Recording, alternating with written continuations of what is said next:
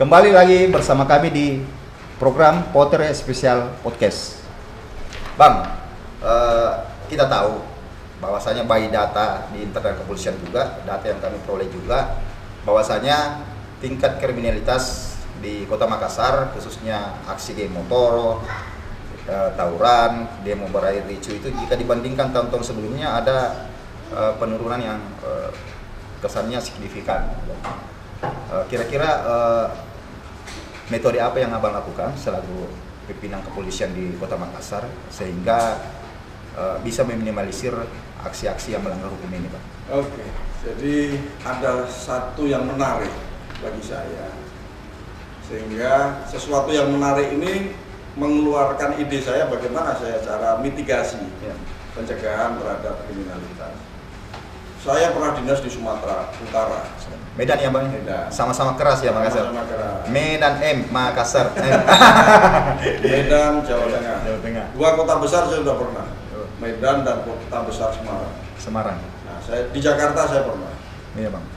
Jadi kriminal yang terjadi di sana itu tujuannya adalah mencari hidup mewah atau pengen kaya. Berarti sudah punya fondasi ekonomi, Ya. tapi ingin Lebih kaya lagi sehingga melanggar hukum. Melanggar hukum. Ya. Itu yang terjadi di Sumatera, Jakarta maupun di Jawa Tengah. Jawa Tengah. Nah, itu pengalaman saya.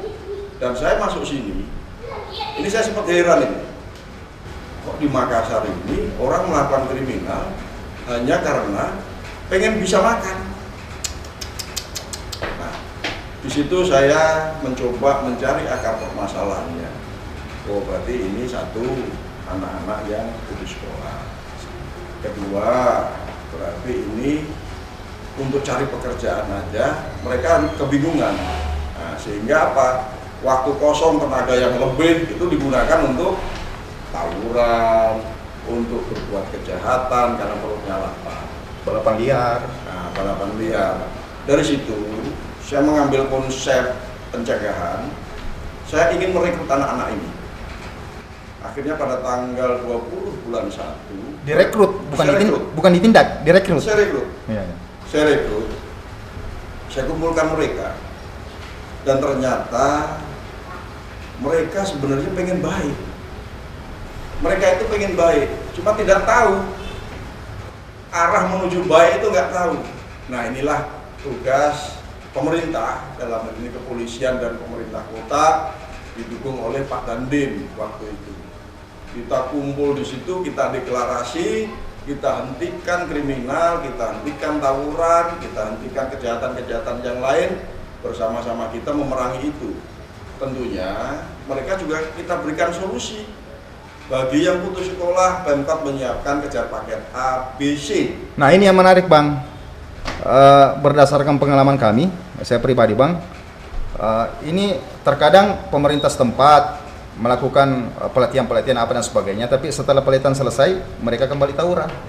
Ya, ini kan yang kita tidak inginkan terjadi di Kota Makassar ini, Bang. Betul. Nah, relevansi dari apa? Ya, relevansi dari ini, Bang, apa sih yang ada, tidak outputnya, Bang, seperti apa outputnya?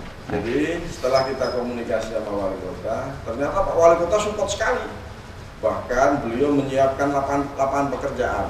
Contoh, Pemkot menyiapkan menyiapkan lapangan pekerjaan untuk implementasinya, supportnya itu menyiapkan lapangan pekerjaan untuk anak-anak anak-anak yang diduga sering terlibat Betul. tindak kriminal ini, Bang, ya. Betul. Mulia sekali, Bang, ya. Iya, Mantap. Wali Kota toh.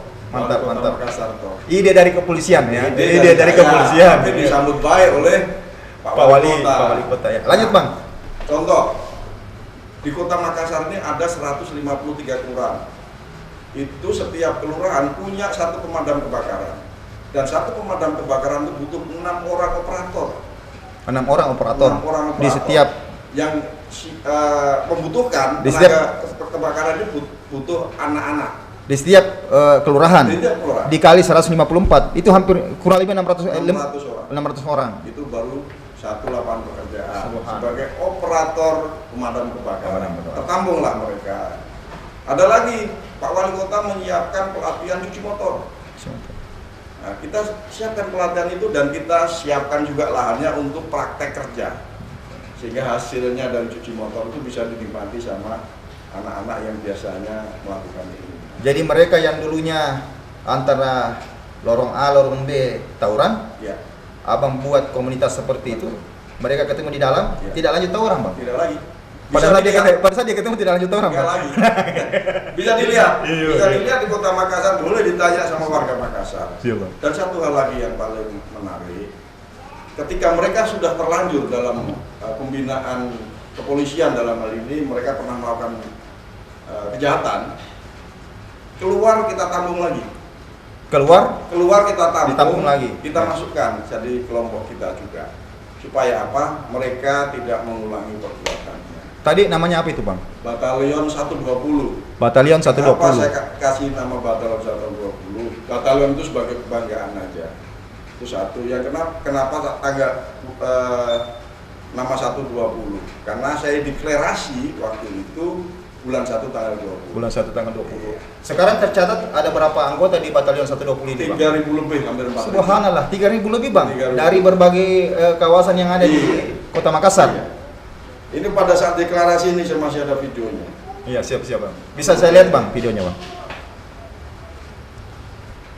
Mereka ketika selesai menyanyikan Indonesia Raya, mereka menangis karena ternyata mereka masih biasa. Ah ini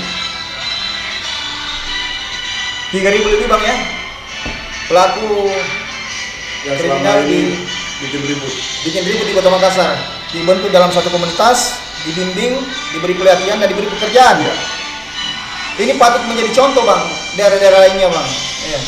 Kebetulan Pak Kapolda yang deklarasi. Pak Kapolda. Pak Kapolda dan Pak Wali Kota. Mantap bang. Ini saya rasa bisa menjadi role model bang. Bisa menjadi role model bahwasanya pencegahan tindak kriminal itu tidak hanya dilakukan dengan kaku ya bang, tidak secara literate, tapi apabila kita sentuh sisi-sisi humanisnya, bisa saja itu jauh lebih efektif dibanding tindakan-tindakan yang lain. Nah, kira-kira bang, Batalion 120 ini apa yang abang harapkan ke depannya? Andaikan karir abang kan masih panjang ini bang, insya Allah saya doakan bisa pecah bintang ini bang. Pasti kalau sudah pecah bintang tidak di Kapolres Tabes lagi dong bang ya. Nah, apa yang abang harapkan untuk ke depannya bang, program khususnya di Batalion 120 ini bang? Jadi begini, kita bicara masalah Kamtipmas, itu TNI Polri harus satu. Harus satu. TNI Polri didukung oleh pemerintah kota, pemerintah daerah maupun pemerintah provinsi. Itu 3 pilar ini harus bersatu dan mempunyai visi yang sama. Bagaimana mencari solusi, bukan memberantas, tapi mencari solusi bagi pelaku-pelaku kejahatan. Harapan saya kepada Batalion 120 nantinya semakin berkembang, semakin bertanggung jawab terhadap apa yang sudah kita declare. Kalau semakin bertanggung jawab tentunya dia tidak lagi melakukan pelanggaran. Dan yang ketiga, kembangkan diri terus. Tidak hanya berhenti sebagai tukang cuci motor, tidak berhenti di tukang pemadam kebakaran, tapi masih ada harapan ke depan lebih baik. Misalkan dia bisa kuliah, lakukan kuliah.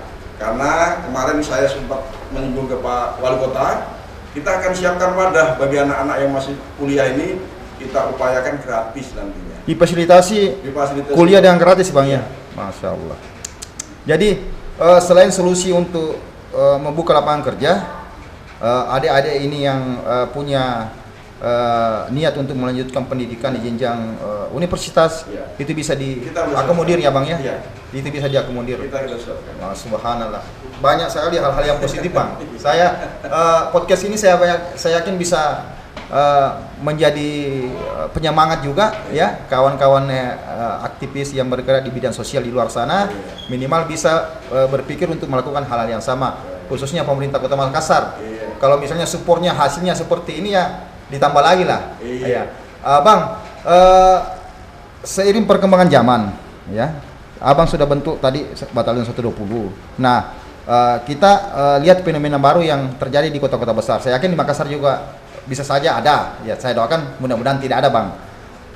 Penggunaan fasilitas teknologi sosial media untuk tindakan melanggar hukum, misalnya anak istilah sekarang kan yang mengatakan apa open BO kan itu yang banyak menjadi apa perbincangan di Iya. di masyarakat, Bang. Tapi kita tahan dulu, Bang. Kita lanjut setelah pesan-pesan berikut ini. Iya.